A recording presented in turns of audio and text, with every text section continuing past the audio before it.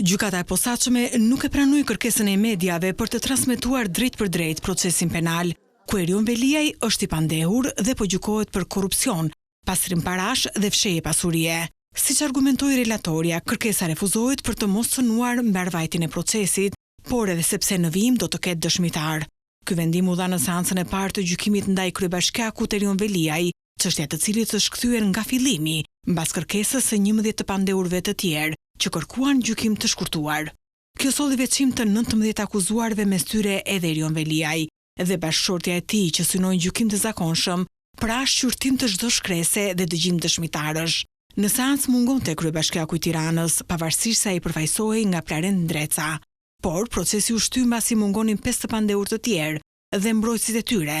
Ndaj, seanca e radhës u caktua në datën 10 qershor. Nga ana tjetër këtë të njëjtë, gjykata e lartë do të shqyrtojë rekursin e kryebashkiakut të Tiranës, i cili kërkon zvendësim të masës së sigurisë, duke patur si referencë vendimin e kolegjive të bashkuara, të cilat orientojnë gjykatat të mbajnë qëndrime më të buta dhe të shohin si opsion të fundit arrestin në burg. Jemi rezervuar për shkak të faktit se nuk e kam arsyetimin dhe nëse unë bëj deklarata nxitura pa pasur arsyetimin, mendoj që nuk i shërben çështjes.